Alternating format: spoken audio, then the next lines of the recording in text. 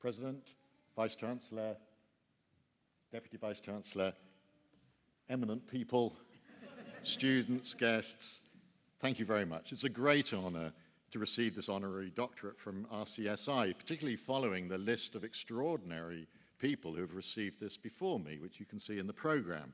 And thanks so very much for the kind words about my career. I've had a rather odd career, really, and it's very gratifying to be acknowledged by this award, although I wonder whether it really was because of my performance in Winter Wipeout. It's also a great pleasure to be back walking the streets of Dublin again. Wonderful streets. I was here, spent a lot of time here in 2013. I remember working with Michael John Gorman and Evine Huluan on a Risk Lab event at the Science Gallery just down the road, when we set up a roulette table with mock money. And I remember watching one young girl came in, and she just had such fun putting the same amount on each roll on red and on black. And so it evened out, and so she could just keep on playing. And then it landed on 0. And she lost the lot. And in a little lip, and I thought she kept back her tears. And I thought, well, that's going to teach her not to gamble. I'm here at the RCSI, but to be honest, I haven't much experience of surgery, apart from being cut open myself on occasions. But I've worked on statistical methods for comparing surgeons, including, as we've heard, the Bristol heart surgery inquiry, when we estimated that around 35 more babies had died than would have been expected. But my surgical hero is Professor Mark de Laval of Great Ormond Street, now sadly no longer with us. And I worked with him when he had a sequence of deaths following the switch operation for transposition of the great arteries. And he stopped, he stopped operating and went and retrained with Bill Braun at Birmingham. And I worked with him on using industrial quality control methods, adapting them to work out when he could have spotted, if he'd been monitoring his data carefully using statistical methods, when he could have spotted when something was going wrong. And this, as far as I know, is the first application of these methods of Q-sums and so on into surgical monitoring. The cluster of failures paper is now a bit of a classic. And I was so impressed at Mark, not just being a brilliant surgeon, but being brave enough to acknowledge his failures. I mean, I've watched surgery, adult surgery, Bruce Keogh and Mark doing congenital heart surgery, and it just made me realize I've chosen the right career.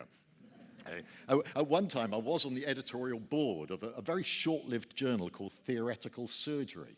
Yeah, these are theoretical surgeons' hands, and that's what they should remain. I actually really feel I don't deserve this honor, particularly when I look at the other recipients, because I've spent my whole life suffering from chronic imposter syndrome. I don't know if any of you do. Do you feel the same as I do, that at any moment somebody was going to jump out of the audience and say, "You're a fraud, you shouldn't be here"? This fear of being found out. And I think it may have started because I started doing maths at university, but frankly wasn't good enough, and shifted to statistics, which is a brilliant thing to do, best thing I ever did. Not everyone likes their statistics courses, I believe. To put it mildly, and neither did I to start with, but it actually has ended up suiting me very well. And, but I've always felt my maths wasn't good enough, but I've got away with it so far, and now finally, 5 years after retirement, I think I've got over it. I deserve to be here. So I'm just going to bask in the enjoyment of getting this award. So for those of you who suffer from it, you can overcome it, eventually. Now, a shameless plug, I've got a new book coming out, The Art of Uncertainty, available from all good booksellers from September the 19th. And that covers probability, risk, chance, coincidences, ignorance, and luck, all that usual stuff. Now, it may seem odd that a statistician obsessed with data is so concerned with luck, but I find the idea fascinating. It's been called the operation of chance, taken personally. I don't think it's some external force. It just represents all the unpredictable things that affect us and we can't control. Now, I don't know what you believe. You may believe that what happens in the world is fate and destiny, or it's just random, or it's determined by the will of God. It doesn't actually matter too much, I don't think. Stuff just happens, and we have to deal with it. And it turns out philosophers have identified 3 main types of luck, which I think is really useful. The first is called constitutive luck, and it's the luck of who you were born as. Your time and place in history, who your parents were, what your genes were, maybe how much of your character is there, your early upbringing, all these things over which we have zero control, and yet does have such a strong influence. There's circumstantial luck, which is being at the right place at the right time or the wrong place at the wrong time. And then there's resultant luck, which is how things just happened to turn out for you at that instant. So my example is my grandfather, Cecil Spiegelhalter, born in the 1880s, really bad constitutive luck, just in time to be a man ready for the First World War. And then he was on the British side, by the way, although his father had been an economic migrant from Germany. He had the terrible circumstantial luck of being appointed as brigade gas officer in Ypres section in early 1918. He lasted 3 weeks in the job, which I think was doing quite well, before being blown up just north of Passchendaele. But then he had the good resultant luck of only being injured and then being relieved of his frontline duties. Meanwhile, his battalion was sent off to the safe Somme sector just in time to meet the Kaiser's offensive and being overwhelmed. Of course, you've got to think, if he hadn't been so lucky, I wouldn't be here. There'd be somebody else standing here and doing it. I wouldn't even exist, and you wouldn't know I didn't exist. So it brought home to me the fact that we each exist only by a whole series of little extraordinary sequence of unpredictable micro-contingencies. Now, I've got completely obsessed about this. I've researched the weather at the time of my conception.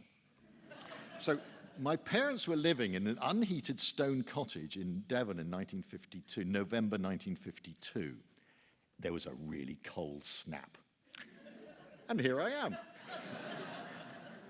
So people tend to ascribe their good fortune to their skills and their efforts and their willpower and so, but I don't think I'm alone in thinking that so much of what happens to us is our constitutive luck, just how we were born as. And it points to me to the importance of making the best of the hand you've been dealt, whatever that is. Luck researchers, yeah, what a job, really. Anyway, they've concluded that so-called lucky people tend to share some characteristics. They spot and take advantage of any opportunities they encounter. They have good intuition about appropriate actions. They have positive expectations and giving them confidence to act. And they have resilience to deal with adverse events and turn them to their advantage. Now, how many of those can you tick? Can you tick those boxes? I wish I could. Anyway, but if you have got those, then you're likely to be a lucky person. But actually, maybe you have to have the constitutive luck to be born with those characteristics. I'm not sure. But I think the fact that I was part of the boomer generation, I was born in 1953, is part of my massive constitutive luck. When I was young, and like other people my age, I had excellent free schooling and healthcare, no university fees, generous maintenance grant. I assumed I could have a job for as long as I wanted, and I did. I just stayed in the same job for 32 years, for heaven's sakes. And my generation got steadily richer as property prices went up, and we ate all the pies, to be honest. It's got to be honest. And it's rather different now. We seem to be living in an age of uncertainty, both from the perspective of global society, the threats that we all face, and each of us personally. It's a tough time for young people. It really is. But I'm in awe at the positivity I see in my children and others. They're flexible, they change jobs, they treat uncertainty as an opportunity. It's really inspiring, very impressive indeed. So as I said, part of the hand I was dealt was being quite good at maths. Well, no, not good enough. And I managed to find statistics, which has suited me because it combines some technical skills with really interesting challenges, as you've heard, estimating 3,000 people had died because of infected blood in the UK, and so on. And wonderful people to work with. All my work is deeply collaborative.